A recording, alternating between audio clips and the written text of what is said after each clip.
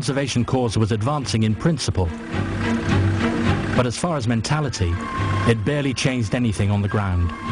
As we see in the 1936 document, filmmakers are calmly taking images of African wildlife when suddenly, without reason, they shoot a lioness as she flees. It seemed that killing a lion was still a very mundane thing.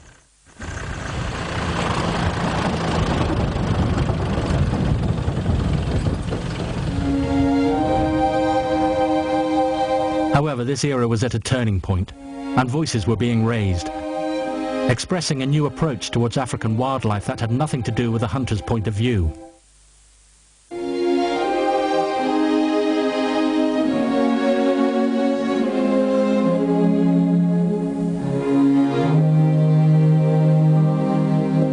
They ask that wild animals be considered wonders of creation to be admired, and natural heritage that should be protected at all costs.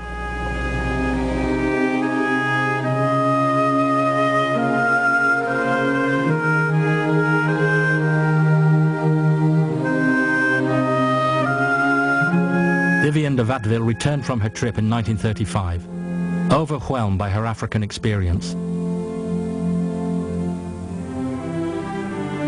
She wrote the following words in her book, Speak to the Earth. My dream has always been to go into the bush unarmed, without a second thought, to win the friendship of the wild animals.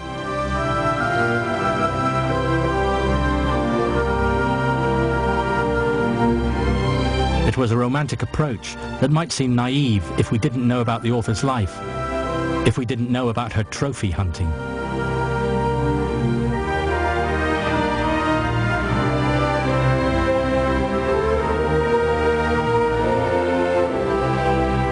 Against all advice, Vivienne achieved her dream. She spent 5 months in the wilds of Kenya and met with the animals, this time armed only with a camera.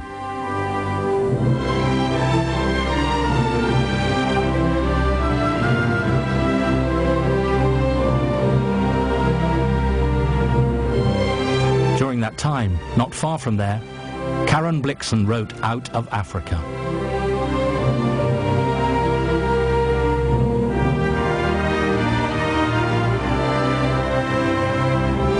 Writers, journalists and filmmakers all brought back idealized images of Africa to the salons of Europe and the US. And Africa that was at risk of disappearing forever. They aroused interest and compassion for the endangered wildlife on that continent.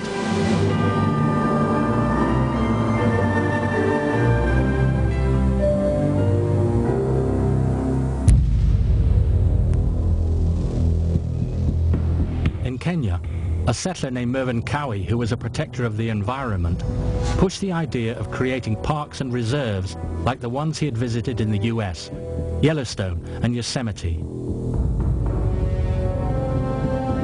At first, the government was opposed to the idea, and they had a strong argument.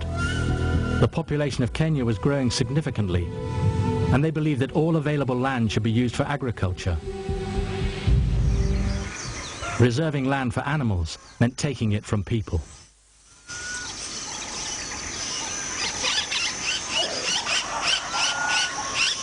By pushing, arguing, again and again, the supporters for protected areas ended up convincing others.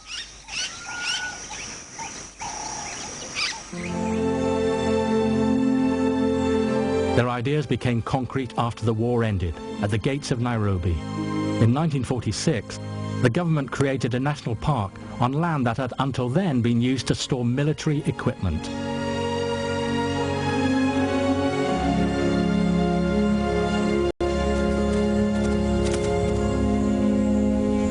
The protected area is barely 4 miles from the heart of the city.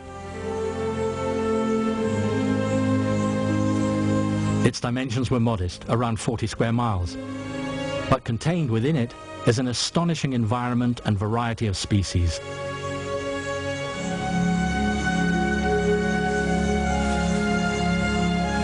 The choice of a site at the gates of the capital was a message in itself. It clearly showed a desire to finally protect the wildlife of this country. And it was just the first step.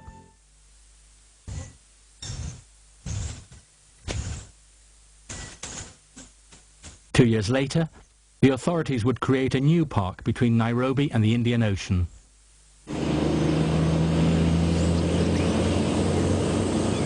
This one is immense. It covers over 7,000 square miles. It's Tsavo, land of red earth, and was known by hunters for its man-eating lions and huge herds of elephants.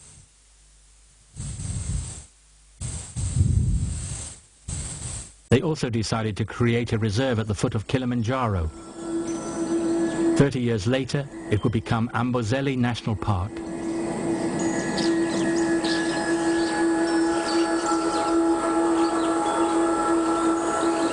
It's an open space around a large dry lake, which is surrounded by a wetland fed by the waters of Kilimanjaro. The park is small, less than 500 square miles, but the sanctuary contains an incredible number of birds and mammals.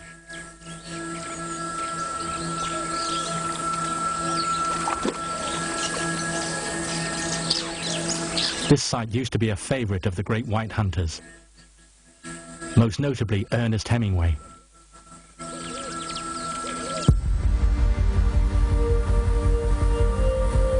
Kenya persisted in its policy for conservation. In 1949 and 1950, it successfully created 2 new national parks, Mount Kenya and Mount Aberdare. Both are mountainous parks.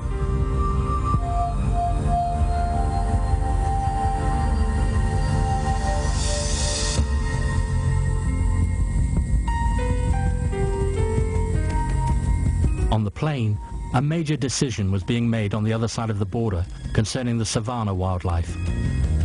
In 1951, Tanganyika added the wide expanse of the Serengeti to a national park.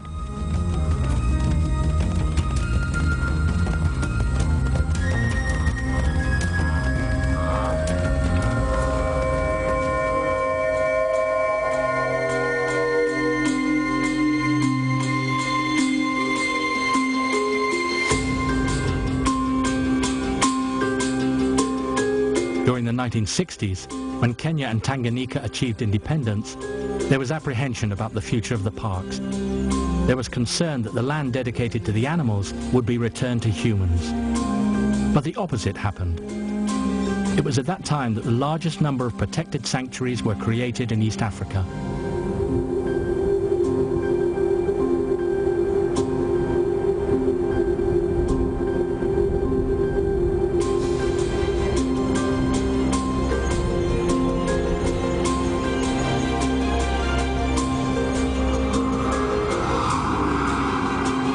The concept of protected areas had made its way just about everywhere in Africa.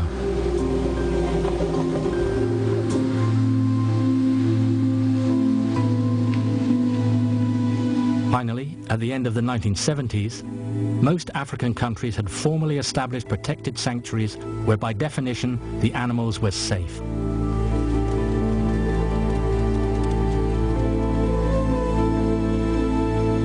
Finally, the future for African wildlife seemed secure.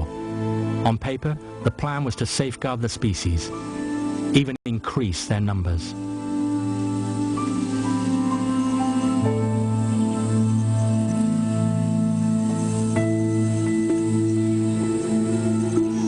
But there was a condition: that the borders of the parks be respected, that the area remain inviolate, and that the rules be enforced. Can this, on a continent that lacks the means, lacks the money, lacks food, really be guaranteed?